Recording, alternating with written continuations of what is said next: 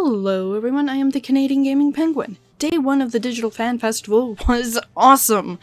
I know, probably an understatement, but yeah. Yesterday's events began with the Keynote Address presented by the director and producer of Final Fantasy XIV, Naoki Yoshida, aka Yoshi P, and to aid with the English interpretation, Michael Christopher Koji Fox. The Keynote Address was about the Endwalker expansion and what we can expect with it. I will only be going over the main points of the Keynote Address and will have a separate video that will go into more details sometime early next week. If I don't go into details about something in this video, you can expect it to be in more details in the Keynote Address summary video. That said, let's get to it. The very first thing we were shown was the extended trailer, aka the full-length trailer for Endwalker, and oh boy is it awesome! I still need to rewatch it a few dozen times more. Truthfully, I've only watched it once. I haven't had the chance to watch it more than once. Afterwards, Yoshi P appeared on stage and was wearing a costume that reflected the new melee DPS job that is coming with the Endwalker expansion, Reaper. And yes, that's right, Reaper. Thus now we know both of the jobs that will be coming with the expansion, with Sage being the other job, a healing job, to be specific. And next we learned of some of the new locations that will be in the game, and to stay away from spoilers, I'll leave that here. After going into more details about these locations and introducing a few new characters and some limited information about those characters, the Keynote Address moved on to provide a summary of the information that was shared during the announcement showcase, such as the new healer job Sage, the higher level cap from 80 to 90, Island Sanctuary, something I'm personally excited for, etc. If you'd like to know more about the announcement showcase and what we learned from there, feel free to check out my video on it. There should be a card up on the screen. Next we learned of the Endwalker Expansion Collector's Edition, which I will say all the physical reward versions are currently sold out. That happened super fast. Anyways, we learned of the physical content that we can expect in it. Following a physical showing of these items, we were told of the digital items, which consist of a Mount Orion, a wind-up Porum minion, Death Scythe weapon, which is a glamour weapon for the Reaper job. Amusingly, there were some discussion of how there is a difference to how Orion is pronounced in Japanese and in English, and I wouldn't be surprised if I'm mixing up the two. Anyways, we were then told the differences between the different packages for the Endwalker expansion. The Final Fantasy XIV Endwalker Collector's Edition is for those who play the game via Windows and Mac. Note, not through Steam. This package includes all the physical items and all the digital items. The Final Fantasy XIV Endwalker's Collector's Box is for those that play via PlayStation 4, PlayStation 5, and Steam. This box has all the physical items, thus if you want the expansion itself, you will need to purchase the expansion via the respective stores and obtain the digital items via that means. If you want the physical rewards, you will need to purchase the box, as mentioned, on the Square Enix store. But as I mentioned earlier, these are currently sold out. The Final Fantasy XIV Endwalker Digital Collector's Edition includes all the digital items, hence the name. Finally, there is the Final Fantasy XIV Endwalker Standard Edition, that is just the expansion with no additional digital rewards. That said, there is also pre-order digital items, which are Wind-Up Palom Minion, Minfina Earring, which is similar to the earring that was part of the pre-order bonus for Shadowbringers, and Final Fantasy XIV Endwalker Early Access. The Early Access will begin on November 19th, 2021. It doesn't matter which package of Endwalker you buy, so long as you have pre-ordered it, you will get the pre-order items. Oh, and that's right, I never did mention the release date for the Endwalker expansion. November 23rd, 2021. Woot! That is quite a ways away, but I'm personally happy about that because it means saving money for the expansion will be much easier. Anyways, one final thing of note in the Keynote Address was rather abruptly shown to us via a video. You know how Viras are currently only female? Oh well, not for long. Coming with Endwalker, male Viras will be available. And if you don't know what a Vira is, those are the bunny race peoples. Additionally, it was confirmed that Square Enix is working on having female Hrothgar, but had their hands full with other things, so they did not finish the female Hrothgar work. Thus, they decided that instead of holding off until both races were ready, they would release one at a time. So, male Vira with Endwalker and female Hrothgar sometime much later in the future. Oh, I guess there is one more thing. There will be a new data center located in the Oceania area. Based on the map that we were shown, it looks like this data center will be located somewhere in Australia for the Oceania areas.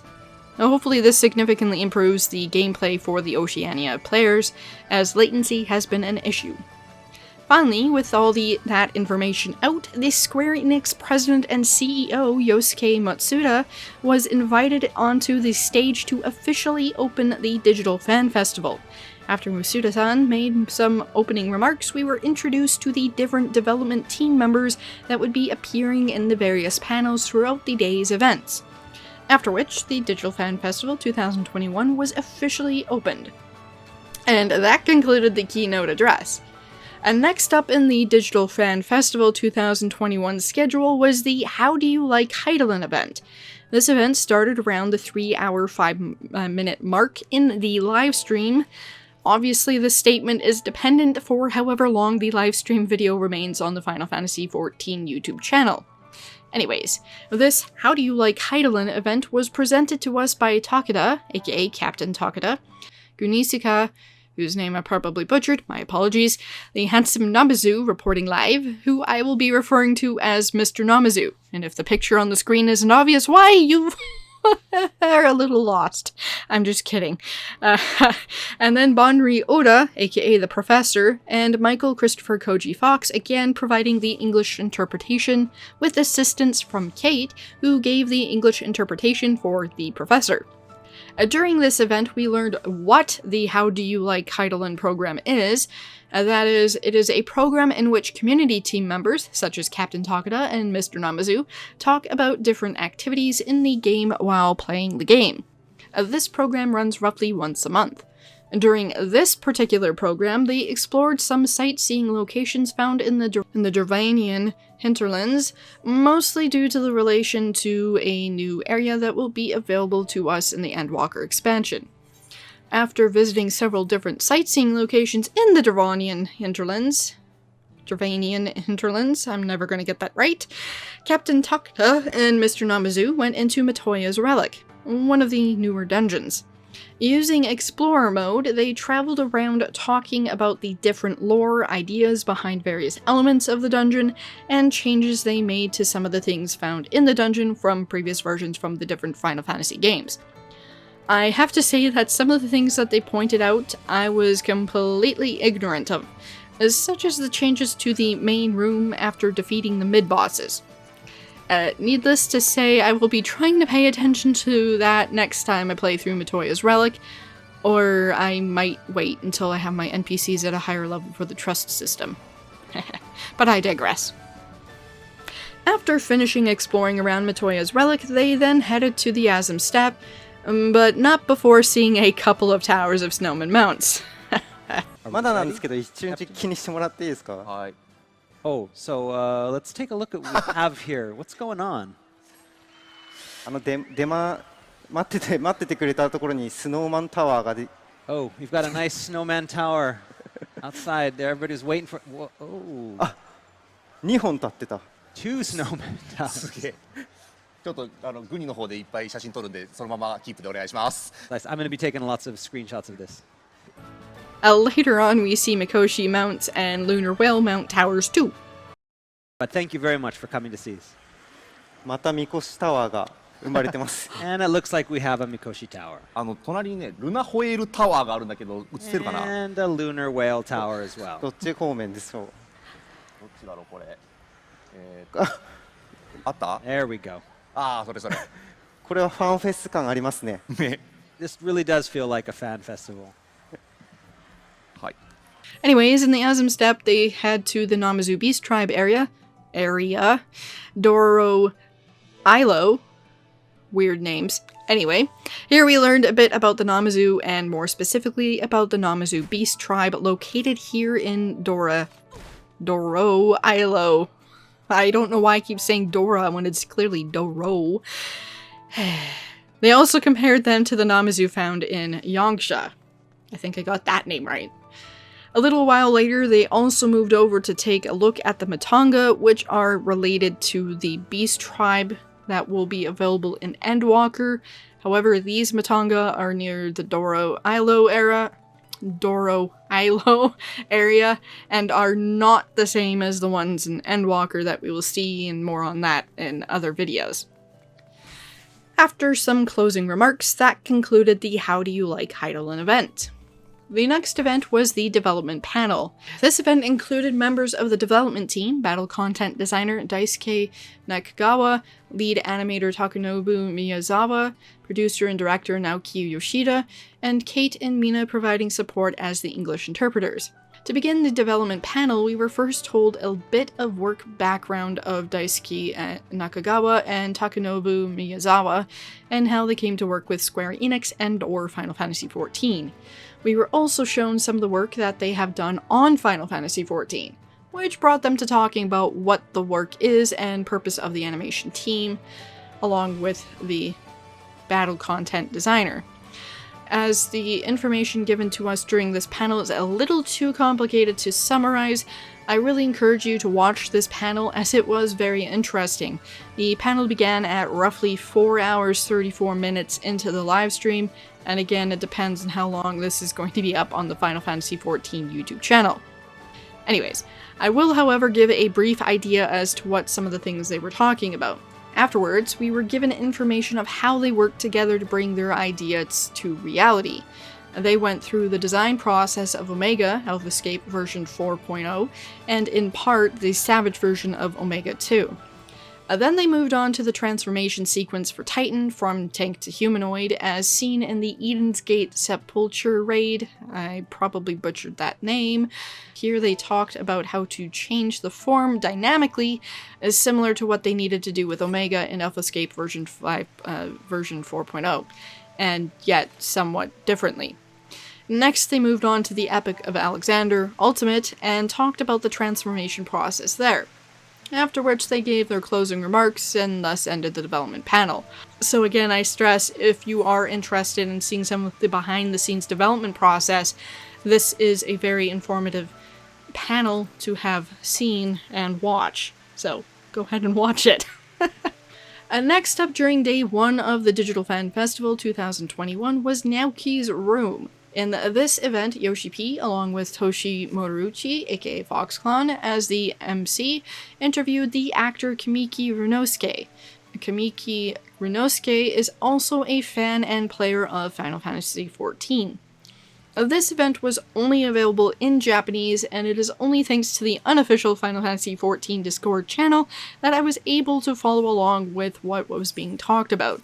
So big thanks to the English interpreters there. To summarize the interview, Runosuke was asked how he was introduced to Final Fantasy XIV, what his main Final Fantasy XIV job was, his experiences in battle and game, his difficulty with raiding, as he mentioned some difficulty, and what he would like done with the game if he were the producer and director of Final Fantasy XIV. Following this, he was given the chance to ask Yoshi P various questions. Towards the end of Naoki's Room, Kamiki Runosuke was asked to be a Final Fantasy XIV ambassador to help spread the game further for other people to enjoy, to which, with the encouragement of other players, he agreed. Thus, Yoshi P presented him with a certificate of some sort confirming his ambassadorship. Yeah, I know I worded that funny. It's kind of hard to understand the entire idea what was going on at that point, even with the English translation. Ahem. Anyways, that was basically it for this portion of day 1 of the Digital Fan Festival. The final event for day 1 of the Digital Fan Festival was the piano performance. Foxconn acting as MC once more, along with Masayoshi Soken, apologize, I probably butchered your name, the sound director and developer of Final Fantasy XIV, and Mina is the English interpreter for Soken. After a few opening remarks, the pianist for the event was introduced. Keiko. I am so sorry I'm butchering your name.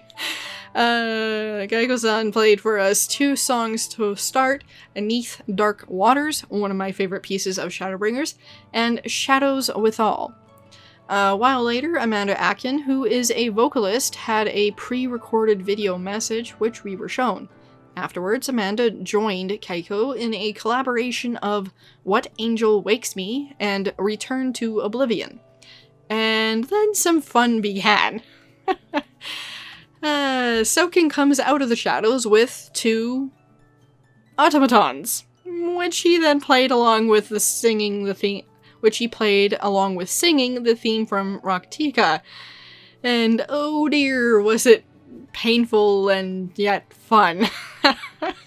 It was very entertaining to say the least, and also painful because it's one of my favorite songs, and the performance was, yeah, we'll just leave it at that. Anyway, as a sort of recovery from this performance, Keiko played Papaya. Yes, I had to sing that. Papaya.